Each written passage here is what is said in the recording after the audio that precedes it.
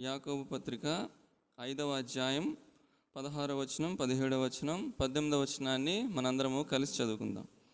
మీ పాపములను ఒకనితోనొకడు ఒప్పుకొనుడి, మీరు స్వస్థత పొందినట్లు ఒకని కొరకు ఒకడు ప్రార్థన చేయుడి. నీతిమంతుని విజ్ఞాపన మనఃపూర్వకమైనదై బహుబలము గలదయుండును. ఏలియా మన వంటి స్వభావం గల మనుష్యుడే. వర్షింపకుండినట్లు అతడు ఆసక్తితో ప్రార్థన చేయగా 3.5 సంవత్సరములు వరకు భూమి మీద వర్షింపలేదు. అతడు మరలా ప్రార్థన చేయగా ఆకాశము వర్షమిచ్చెను, భూమి తన ఫలమునిచ్చెను. దేవుడి వాక్యాన్ని ప్రార్థన కొరకు మనకు ఈ వాక్యం ద్వారా దేవుడు మనతో మాట్లాడును గాక. కనుక ఇక్కడ మనం చదువుకుంటూ వచ్చిన వాక్యము మనందరికీ బాగా సుపరిచితమైనటువంటిది. ఇక్కడ మనం చూస్తే ఒక వ్యక్తి ఇక్కడ కనిపిస్తూ ఉన్నాడు. ఆయన పేరు ఏలియా. ఎవరు కనిపిస్తున్నారు? ఏలియా కనిపిస్తున్నాడు. కనుక ఏలియా ఎటువంటి వాడు అని అక్కడ రాయబడింది అంటే, ఏలియా మన వంటి స్వభావము గల మనుష్యుడే. అపోస్తుల కార్యంలో పౌలు కూడా అంటాడు, మేము మానవ స్వభావం గలవారము అని అపోస్తులైన పౌలు అంటాడు. కనుక ఇక్కడ మనం చూస్తే మన వంటి స్వభావం గల ఏలియా ప్రార్థన చేసినప్పుడు వర్షం పడలేదు. మరలా ప్రార్థన చేసినప్పుడు ఏం పడింది? వర్షం పడింది. కనుక ఇక్కడ ఏలియా ఎంతో చక్కగా ప్రార్థన చేసిన వాడిగా ఉంటూ వస్తున్నాడు. కనుక మనందరికీ బాగా తెలిసి యేసుక్రీస్తు ప్రభువారికి 12 మంది శిష్యులు ఉన్నారు. కనుక ఈ శిష్యులు యేసుక్రీస్తు ప్రభువారిని చక్కగా పరిశీలన చేసేవారు. యేసుక్రీస్తు ప్రభువారు చనిపోయిన వారిని లేపాడు, అనేక మంది జనసమూహములకు ఆహారాన్ని సిద్ధపరిచాడు, అనారోగ్యంతో ఉన్నవారిని స్వస్థపరిచాడు, ఇంకా అనేకమైనటువంటి అద్భుత కార్యాలు యేసుక్రీస్తు ప్రభువారు చేయడం శిష్యులు చూచారు. అయితే శిష్యులు ఆయన చేసిన కార్యాలని ఎలా చేయాలి అని అడగలేదు, కానీ వారు ప్రభువా మాకు ప్రార్థన చేయడం నేర్పించు అని అడిగారు.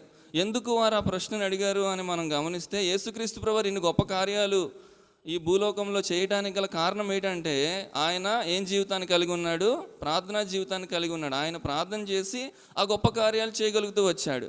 కనుక శిష్యులు ప్రభువా మాకు ప్రార్థన నేర్పించు అని అడుగుతూ వచ్చారు. కనుక ఈ మాట చెప్పడానికి గల కారణం ఏంటంటే, ప్రార్థన ఎంతో ప్రభావవంతమైనది, ప్రార్థన ఎంతో శక్తివంతమైనది. కనుక నా జీవితంలో, విశ్వాస జీవితంలో సంఘముగా మనందరం కూడా ప్రార్థన చేయవలసిన అవసరం ఉంది. కనుక మనం చదువుకున్న వాక్య భాగంలో ఏలియా ప్రార్థన చేస్తూ వచ్చాడు. కనుక నేను ఒక యూత్ మీటింగ్కి నా చిన్నతనం ఇంటర్మీడియట్ చదువుకునేటప్పుడు వెళ్ళాను. అప్పుడు ఏలియా గురించి ఎక్కువ చెప్తున్నారనమాట. ఏలియా గురించి సబ్జెక్ట్ చెప్తున్నారు. కనుక క్విజ్ టైం వచ్చింది. క్విజ్ టైం వచ్చినప్పుడు ఏలియా ఎవరు అని ఒక ప్రశ్న వేశారు. ఏలియా ఎవరంటే ఎవరు మాట్లాడట్లేదు. ఏలియా ఎవరు అంటే ఒక ఆయనేమో ప్రవక్త అంటున్నాడు, ఇంకొకరేమో ఆయన దైవజనుడు అంటున్నారు, రకరకాల ఆన్సర్ చెప్తున్నాడు. అప్పుడు ఒక 5వ తరగతి చదువుకుంటున్న సండే స్కూల్ పిల్లోడు లెగిచి ఏమన్నాడంటే, ఏలియా ఎవరు? తిష్బీయుడు అన్నాడు. ఏలియా ఎవరు? తిష్బీయుడు అనగానే ఆ అబ్బాయికి వెళ్ళిపోయింది ప్రైజు. ఈ చాలా ఆన్సర్లు చెప్పిన వాళ్ళు ఎవరికి రాలేదు. కనుక ఈ బైబిల్ గ్రంథంలో ఉన్న ప్రతి ఒక్క వ్యక్తిని గురించి మనం చక్కగా అధ్యయనం చేయాలి. కనుక ఇక్కడ మనం చూస్తే ఏలియా మన వంటి స్వభావం గలవాడు, ఒక తిష్బీయుడు. ఆయన ప్రార్థన చేస్తూ వచ్చాడు. దానికన్నా ముందు ఒక భాగం ఉంది. ఈ ప్రార్థనా కొడుకులో 3 విషయాలు మనం చూసుకుందాం. ఒకటి చూడండి, 16 రెండో భాగంలో ఏముంది? నీతిమంతుని విజ్ఞాపన మనఃపూర్వకమైనదై బహు బలము గలదై ఇండును. కనుక ఇక్కడ మనం చూస్తే ఏలియా నీతిమంతుడిగా ఉంటూ వచ్చాడు. కనుక మనఃపూర్వకంగా ప్రార్థన చేస్తాడు. కనుక బహుబలమైన కార్యాలు దేవుని కొరకు చేయగలుగుతూ వచ్చాడని మనము చూస్తున్నాం. మనందరికీ బాగా తెలుసు, సామెతల గ్రంథము 15వ అధ్యాయము 29వ వచనంలో మనం చూస్తే, నీతిమంతుని ప్రార్థన ఆయన ఆలకించును అని రాయబడింది. అదేవిధంగా కీర్తనలు 34వ అధ్యాయం 15వ వచనంలో, యెహోవా దృష్టి నీతిమంతులపై ఉన్నది, ఆయన చెవి వారు పెట్టే మొరలపై ఉన్నది. దయచేసి కీర్తనలు 34:15 చదువుదాం. కీర్తనలు 34 అధ్యాయం 15వ వచనం. యెహోవా దృష్టి నీతిమంతుల మీద ఉన్నది, ఆయన చెవులు వారి మొరలకు ఒగ్గి ఉన్నది. కనుక మనం ఇక్కడ చూస్తున్నాము, మనం నీతిమంతులుగా ఉండి ప్రార్థన చేయాలని మనం ఇక్కడ గమనిస్తున్నాం. నీతిమంతుని ప్రార్థన ఆయన ఆలకిస్తాడు. నీతిమంతుల యొక్క మొరవైపు ఆయన చెవులు ఒగ్గి ఉన్నవి. అదేవిధంగా యోబు గ్రంథంలో యోబు అంటాడు, ఒక మాట చూద్దాము. చూడు, 36వ అధ్యాయము 7వ వచనం. యోబు గ్రంథం 36:7. చాలా నీతిమంతులను ఆయన అంటే ఏంటి అర్థం? నీతిమంతులను ఆయన్ను చూచేవాడు, నీతిమంతులను ఆయన దృష్టించేవాడు. కనుక మన జీవితంలో మనం నీతిమంతులుగా ఉండి ప్రార్థన చేయాలి. ఎందుకు అంటే నీతిమంతుని విజ్ఞాపన మనపూర్వకముగా ఉంటుంది, బహుబలముగా ఉంటుంది. అట్టి ప్రార్థనను చేసిన వ్యక్తి ఏలియా. కనుక మన జీవితంలో నీతిమంతులంగా మనం ఉండాలా. బైబిల్ చెప్తుంది నీతిమంతుడు లేడు, ఒక్కడును లేడు. అయితే ప్రభువైన యేసుక్రీస్తు వారి రక్తం ద్వారా మనం నీతిమంతులంగా తీర్చబడ్డామని రోమపత్రిక 5:9 రాయబడింది. కనుక దేవుడు తన రక్తం ద్వారా మనల్ని నీతిమంతులుగా చేశాడు. ఒకని విధేయత వలన మనం నీతిమంతులంగా చేయబడ్డామని అదే 5:19 ఉంది రోమపత్రికలో. కనుక ఆయన విధేయుడయ్యాడు, మరణమునకు ఆయన విధేయుడయ్యాడు, అందువల్ల మనం నీతిమంతులంగా చేయబడ్డాం. కనుక ఇప్పుడు మనం నీతిమంతులం చేయబడ్డాం కనుక మనము నీతిమంతులంగా ఉండి మన నీతిని కోల్పోకుండా మనం ఏం చేయాలా? ప్రార్థన చేయాలి. కనుక అబ్రహాము దేవుని నమ్మిన అది అతనికి నీతిగా ఎంచబడిన రోమపత్రిక 4:3 రాయబడింది. కనుక మనం ఆ విధంగా నీతిమంతులంగా ఉండి మనం ప్రార్థన చేయాలి అనేది మొట్టమొదటి సంగతి. కనుక 3 విషయాల్లో ఒక సంగతి అయిపోయింది. ఏంటండి మొట్టమొదటి సంగతి? మనం నీతిమంతులమై ఏం చేయాలా? ప్రార్థన చేయాలా. ఏలియా ఆ రీతిగా ప్రార్థన చేశాడు, ఒకటో పాయింట్. కనుక రెండో పాయింట్ ఏంటంటే, ఇప్పుడు మనం ఇందాక చదువుకున్నాం కదా, మరలా అక్కడికి వెళ్దాం. యాకోబు పత్రిక 5:17 ఏలియా మన వంటి స్వభావం గల మనుష్యుడే, వర్షింపకుండినట్లు అతడు ఆసక్తితో ప్రార్థన చేయగా 3.5 సంవత్సరముల వరకు భూమి మీద వర్షింపలేదు. కనుక ఈ వాక్యం చదివినప్పుడు నాకు ఒక డౌట్ వచ్చింది. వర్షం పడకుండా ఉండటం కొరకు ప్రార్థన చేయడం ఏంటి? అసలు ఎందుకు వర్షం కురవదు భూమి మీద అని ఒక ఆలోచన వచ్చినప్పుడు దేవుడు ఒక దానికి సంబంధించిన ఆన్సర్ని, జవాబును దయచేశాడు. కనుక ఇక్కడ ఏం జరిగింది? వర్షింపకుండినట్లు ఆయన ప్రార్థన చేశాడు. చూడండి, మనం 1 రాజుల గ్రంథం 17వ అధ్యాయానికి వెళ్దాం. 1 రాజుల గ్రంథం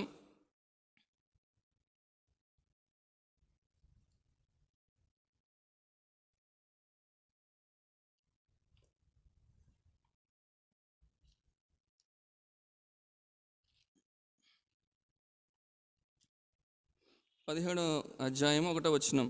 అంతటా గీలాదు కాపురస్తుల సంబంధియును తిష్బీయుడునైన ఏలియా అహాబునొద్దకు వచ్చి, ఎవని సన్నిధిని నేను నిలబడి ఉన్నానో ఇశ్రాయేలు దేవుడైన ఆ యెహోవా జీవము తోడు, నా మాట ప్రకారము గాక ఈ సంవత్సరంలో మంచైనను వర్షమైనను పడదని ప్రకటించాను.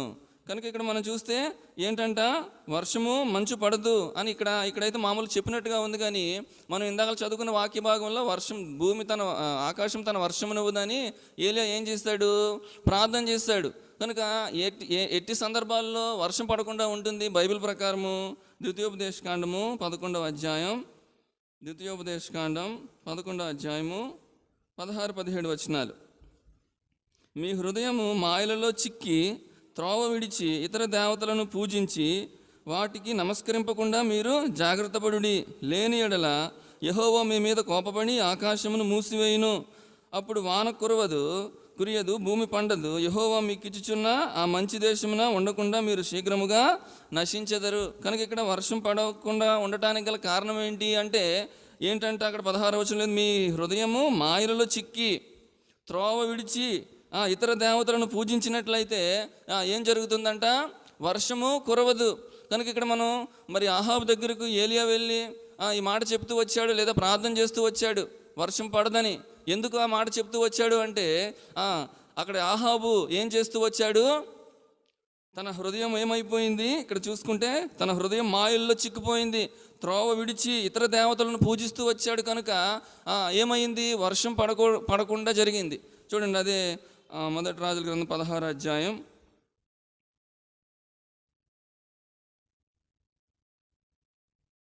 29. యూదా రాజైన ఆషా ఏలుబడిలో 38వ సంవత్సరమున ఒమ్ని కుమారుడైన ఆహాబు ఇశ్రాయేలు వారికి రాజై సోమ్రోన్లో ఇశ్రాయేలు వారిని 22 సంవత్సరం ఏలెను. తర్వాత ఒమ్రి కుమారుడైన ఆహాబు తన పూర్వీకులందరినీ మించినంతగా యెహోవా దృష్టికి చెడుతనం చేసెను. నెబాతు కుమారుడైన యెరోబాము జరిగించిన పాపక్రియలను అనుసరించి నడుచుకునుట స్వల్ప సంగతి అనుకుని అతడు సీదోనీయులకు రాజైన యత్వయలు కుమార్తె అయిన ఇజబెలును వివాహం చేసుకుని బయలు దేవతను పూజించుచు వారిని మ్రొక్కుచుండెను. కనుక ఇక్కడ ఏం చేస్తున్నాడు? ఎవరిని పూజిస్తున్నాడు? ఇప్పుడు ఎవరిని మ్రొక్కుతున్నాడు? ఆహాబు బయలుదేవతను పూజిస్తున్నాడు, దానికి మ్రొక్కుతూ వస్తున్నాడు. తన హృదయం మాయల్లో చిక్కిపోయింది తన భార్య అయిన యెజబెలును బట్టి. కనుకనే అక్కడ వర్షం పడకుండా ఆగిపోయింది 3.5 సంవత్సరములు. కనుక ఎంత కష్టమైన పరిస్థితి. కనుక ఎవరు వర్షం కొరకు ఎదురు చూస్తారు? రైతులు వర్షం కొరకు ఎదురు చూస్తారు. నేను చిన్నతనంలో మన న్యూస్ పేపర్లో ఉంటుంది కదా, వర్షాలు పడవు, ఆ రైతు నేల మీద కూర్చొని ఆకాశం వైపు ఇలా చూస్తూ ఉంటాడు. ఆ ఫోటో చూస్తేనే హృదయం ద్రవించిపోతుంది. ఎందుకంటే ఏం అవసరం, ఆయనకి ఏం అవసరం? వర్షం అవసరం. వర్షం లేకపోతే పంటలు పండవు, కనుక ప్రజలకు ఆహారం దొరకదు, కనుక మనం వృద్ధి పొందలేము, మనము జీవించలేము. మన జీవితంలో మనకి ఏం అవసరమో వర్షం అనేది అవసరం. ఇక్కడ వర్షం పడకుండా 3.5 సంవత్సరాలు ఆగిపోతూ వచ్చింది. దేన్ని బట్టి అంటే వారి హృదయము మాయల్లో చిక్కిపోయింది. వారు త్రోవ విడిచి బయలుదేవతలను లేదా అన్ని దేవతలను పూజిస్తూ వచ్చారు. కనుక మన జీవితంలో వర్షం కురవకుండా ఉండడానికి గల కారణం ఏంటో మనం కనుక్కోవాలి. కనుక ఇక్కడ వర్షము అంటే ఏంటి? దేవుని యొక్క ఆశీర్వాదాలు, దేవుని మనకిచ్చేటటువంటి దీవెనలు. కనుక మనం ఈ దినాల్లో మనము ఆయన యొక్క ఆశీర్వాదాలను, ఆయన దీవెనలు మనం పొందలేకపోవడానికి గల కారణం ఏంటంటే మన హృదయం మాయల్లో చిక్కిపోయింది. కనుక మనం త్రోవ విడిచి తిరుగుతూ వస్తున్నాం. కనుక మనం ప్రార్థనలోనికి ప్రవేశించక ముందు మన యొక్క హృదయాన్ని మనం దేవుని సన్నిధిలో సరిచేసుకోవాలి. తర్వాత మనం దేవుని మార్గంలోనికి రావాలి. అప్పుడు దేవుడు మరలా ఏమిస్తాడు? వర్షాన్ని ఇస్తాడు. కనుక ఇప్పుడు వర్షం ఆగిపోయి ఉండొచ్చు, అయితే దేవుని సన్నిధిలో మనల్ని మనం సరిచేసుకుంటే దేవుడు మెండైన వానను కుమ్మరించేవాడుగా ఉంటాడు మన జీవితాలపై. చూడండి, యోబు గ్రంథము ఒక 2 మాటలు చూద్దాము. హృదయం గురించి ఒక మాట. యోబు గ్రంథము 31వ అధ్యాయము 27వ వచనం.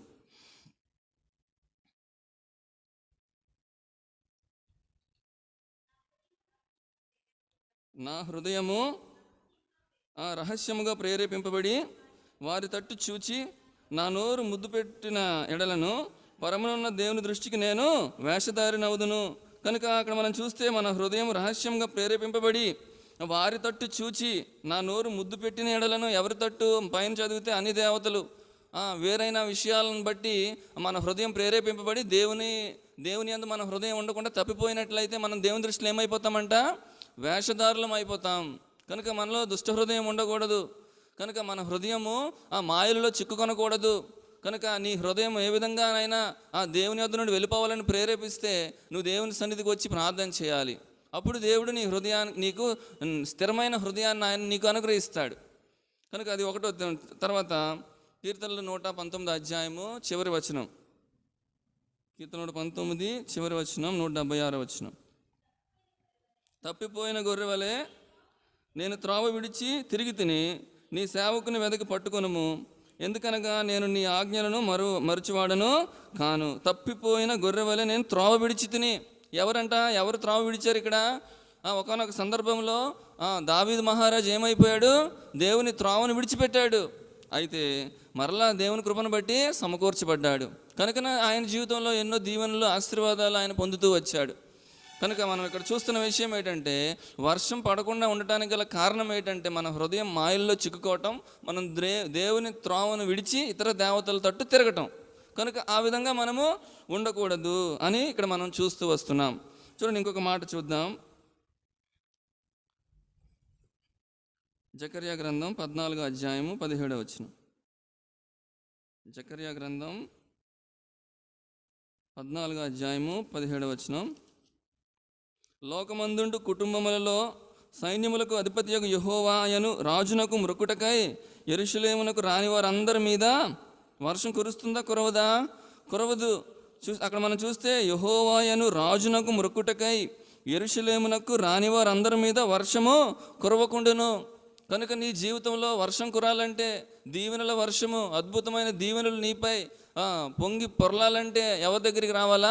దేవుని దగ్గరికి రావాలా, యెరూషలేముకు రావాలా. దేవుని సన్నిధికి, దేవుని మందిరానికి మనము వచ్చినట్లయితే దేవుడు మనల్ని ఆశీర్వదిస్తాడు. కనుక మనకంతా కూడా ఇలా ప్రార్థన చేస్తే అలా వచ్చేయాలన్నట్టుగా ఉంటుంది. మందిరానికి రాము కానీ మనకు అన్నీ కావాలన్నట్టుగా ఉంటుంది. కనుక మనం మందిరాన్ని ప్రేమించాలా. నీ మందిర ద్వారం వద్ద నుండుట నాకు ఇష్టం అంటాడు దావీదు. కనుక దేవుని మందిరాన్ని మనం ప్రేమిస్తే దేవుడు ఏం చేస్తాడు? వర్షమును కుమ్మరిస్తాడు. దేవుని మందిరమునకు, లేదా అక్కడ ఏముందండి, యెరూషలేమునకు రాని వారి మీద వర్షం కురవదు. కనుక నీ జీవితంలో వర్షం కురవకపోవటానికి కారణం దేవుని మందిరాన్ని ప్రేమించకపోవటమేమో అని మనం ప్రశ్న వేసుకుని దేవుని సన్నిధిని మనం ప్రేమించి ఆయన సన్నిధి వద్దకు మనము రావాలి. కనుక మొట్టమొదటి నీతిమంతులమై ప్రార్థన చేయాలి. అదొకటో సంగతి చూసాం.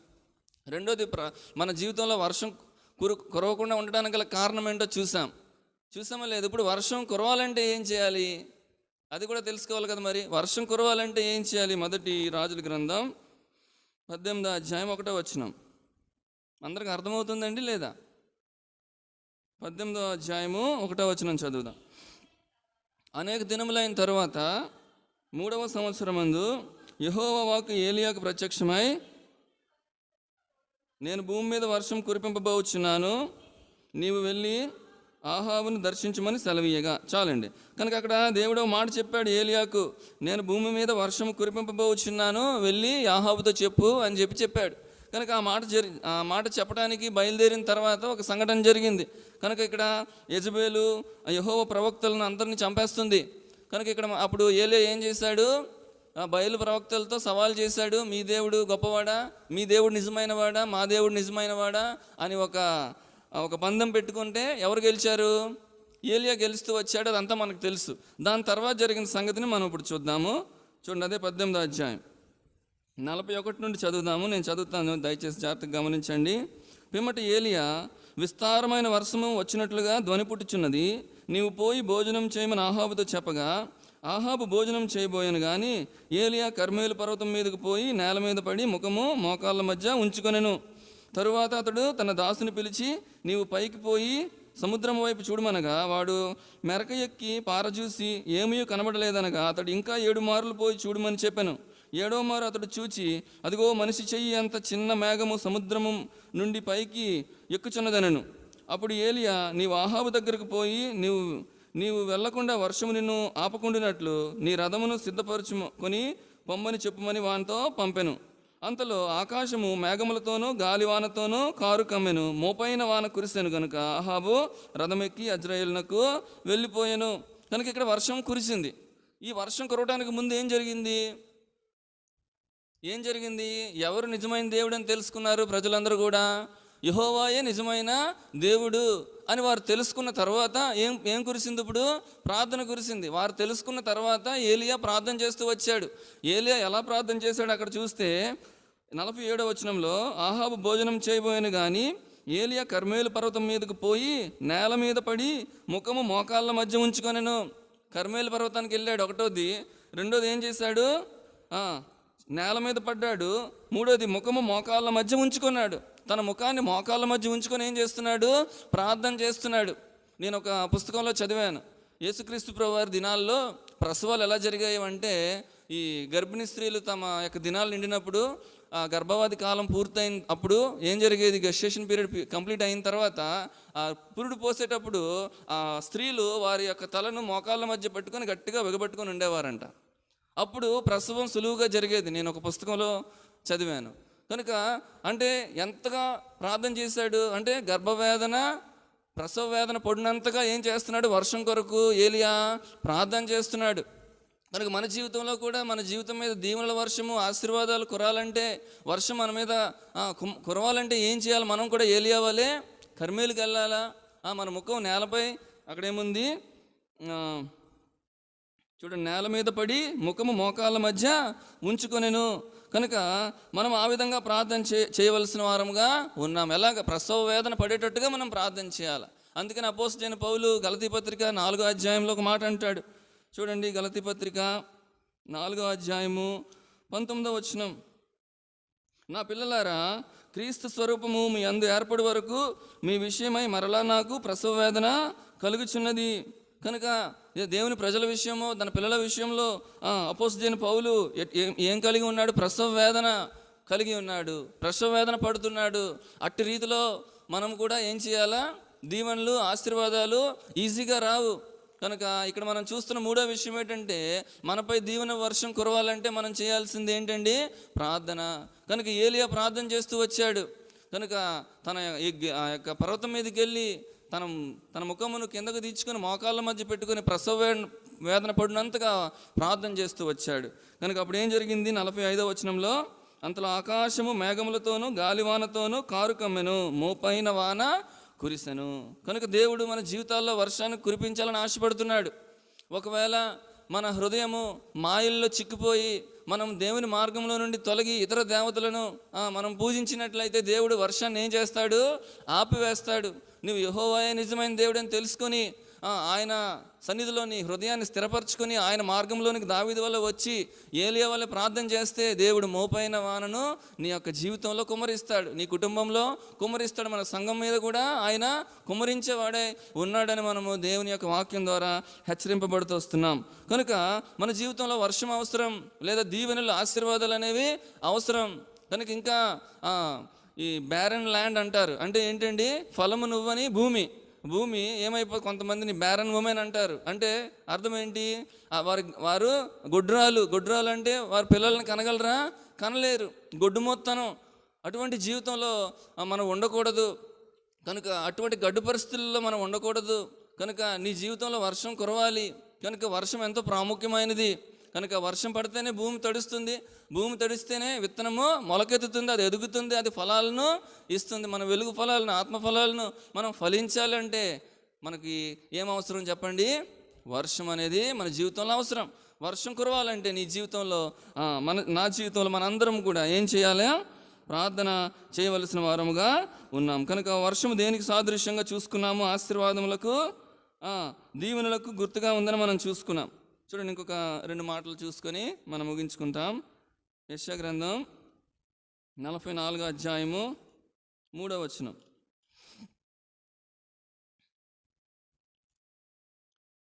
యెహోవాయే, క్షమించండి, 44:3.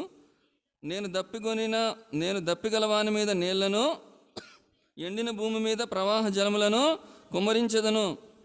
నీ సంతతి మీద నా ఆత్మను కుమ్మరించెదను. నీకు పుట్టిన వారిని నేను ఆశీర్వదించెదను. కనుక అక్కడ దేవుని యొక్క ఉద్దేశం ఏంటి? దేవుని యొక్క ఉద్దేశం ఏంటి? నీ మీద నీళ్లు, ప్రవాహ జలములు కుమ్మరించాలని ఆయన ఆశపడుతున్నాడు. కనుక ఆయన నీ సంతతిపై ఆత్మను కుమ్మరించాలని, నీకు పుట్టిన వారి మీద నీకు పుట్టిన వారిని ఆశీర్వదించాలని ఆయన ఆశపడుతున్నాడు. కనుక మరి ఆయనకు ఆశ ఉంది, కానీ మరి మనకు ఉందా లేదా? మనకు ఆశ ఉండాలా. మనం ఆశీర్వదించబడాలని, దీవించబడాలని, మన దేవుని సన్నిధిలో పచ్చని ఒలివ మొక్క వల్ల ఎదగాలనేటటువంటి ఆశ, కోరిక, తృష్ణ మనకు ఉండాలా. అప్పుడు దేవుని సన్నిధిలో ప్రార్థన చేస్తాం. అప్పుడు దేవుడు ఏం చేస్తాడంట? ఆశీర్వదిస్తాడు. కనుక దేవుడు ఎంత గొప్ప దేవుడు, మనల్ని ఆశీర్వదించాలని ఆయన ఆశపడుతున్నాడు. యెహోవా ఆశీర్వాదము ఐశ్వర్యం ఇచ్చును అని సామెతల గ్రంథంలో రాయబడింది. కనుక నరుల కష్టము చేత ఆశీర్వాదము ఎక్కువ కాదు. చూడండి, కీర్తనలు 115 అధ్యాయము 13వ వచనం చదువుదాం.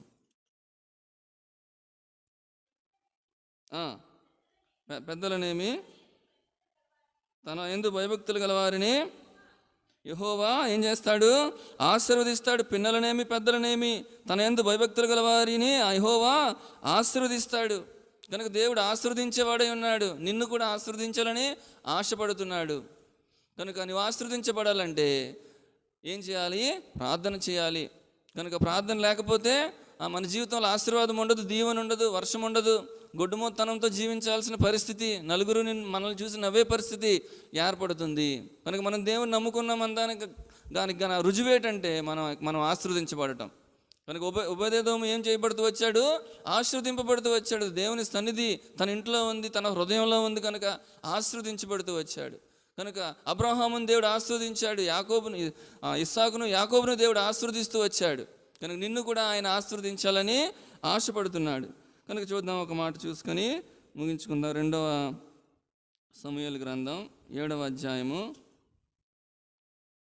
29వ వచనం. నీ దాసుడినైన నాకు, నా కుటుంబము నిత్యము నీ సన్నిధి నుండినట్లుగా దానిని ఆశీర్వదించుము.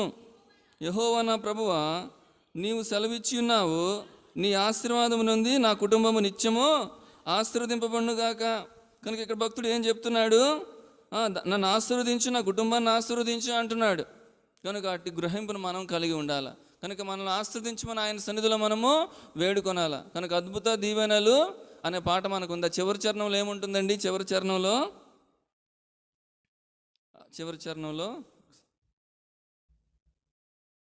అద్భుత దీవెనలు అనే పాటలో చివరి చరణం ఏముంటుంది? ఆశీర్వాదముల కొరకు మనము ఒకసారి తీద్దాం. ఆశీర్వాదముల కొరకు పిలువబడి ఉన్న మనము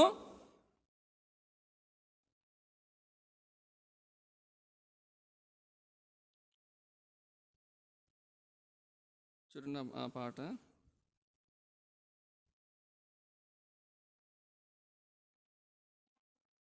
525వ పాట.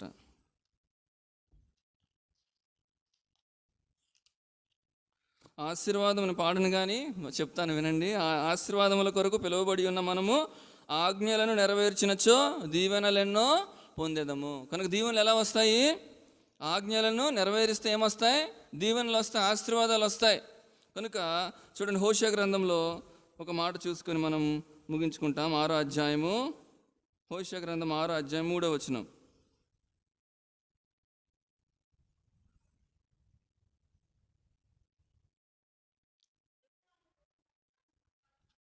యెహోవాను గూర్చిన జ్ఞానం సంపాదించుకుందాం రండి. యెహోవాను గూర్చిన జ్ఞానం సంపాదించుకున్నటకు ఆయనను అనుసరించదాం రండి. ఉదయము తప్పక వచ్చు రీతిని ఆయన ఉదయించును, వర్షము వలె ఆయన మన యొద్దకు వచ్చును. భూమిని తడుపునట్టి తొలకరి వర్షము కడవరి వర్షము వలె ఆయన మన యొద్దకు వచ్చును. కనుక అక్కడ ఏముంది? ఉదయము తప్పక వచ్చు రీతిని ఆయన ఉదయించును, వర్షము వలె ఆయన మన యొద్దకు వచ్చేవాడు. కనుక మన జీవితంలో వర్షం ఉంటేనే మనం ఫలిస్తాం, మనం అభివృద్ధి చెందుతాం, మనం ఎదుగుతాం. కనుక ఆ విధంగా మనం దేవుని సన్నిధిలో ఎదగటానికి, అభివృద్ధి చెందటానికి, ఫలించటానికి, ఆశీర్వదించబడటానికి, దీవించబడటానికి మనం చేయవలసింది ఒక్కటే ఏంటండి? ఏలియా వలె మనం ఏం చేయాలా? ప్రార్థన చేయాలి. ఏలియా మన వంటి స్వభావం గలవాడే, అయితే నీతిమంతుడిగా ప్రార్థన చేశాడు. అదేవిధంగా ఇంకొక లూకాసు వార్త 1వ అధ్యాయం 17వ వచనంలో ఒక మాట ఉంటుంది. ఏలియా ఎటువంటి వాడో ఒక మాట అక్కడ ఉంటుంది. 1వ అధ్యాయము 17వ వచనం మధ్యలో ఉంటుంది చూడండి. ఏలియా యొక్క ఆత్మయు శక్తియు గలవాడే ఆయనకు ముందుగా వెళ్ళును. అంటే ఇక్కడ యోహాను ఏలియా వలె ఉండాలని ఇక్కడ మాట్లాడుతూ వస్తున్నాడు దేవుడు. కనుక ఏలియా యొక్క ఆత్మయు శక్తియు గలవాడు అంటే ఏలియా ఎటువంటి వాడు? ఏలియా ఆత్మ కలిగిన వాడు, ఏలియా శక్తి కలిగిన వాడు, మనఃపూర్వకమైన విజ్ఞాపన చేసేటటువంటి వాడు, నీతిమంతుడు. కనుక యెహోవా దృష్టి నీతిమంతుల మీద ఉంది. వారు పెట్టేటటువంటి మొరలపై ఆయన చెవులు ఒగ్గి ఉన్నాయి. కనుక ఆయన నీ ప్రార్థన ఆలకించడానికి ఆయన చెవులు ఒగ్గి వినటానికి సిద్ధంగా ఉన్నాడు. అయితే మనం ఏం చేయాలి? ఈ సమయంలో మనము ఆయన్ను ప్రార్థన చేయాలా. ప్రభువా, మా సంఘాన్ని ఆశీర్వదించండి, మా కుటుంబాలను ఆశీర్వదించండి, నా యొక్క వ్యక్తిగత జీవితాన్ని ఆశీర్వదించండి, దీవించండి అని మనం ఆయన సన్నిధిలో విజ్ఞాపన చేయవలసిన వారమై ఉన్నాము. కనుక ఆ విధంగా మనం ప్రార్థనలోనికి ప్రవేశిద్దాం. దేవుడి వాక్యాన్ని దీవించును గాక.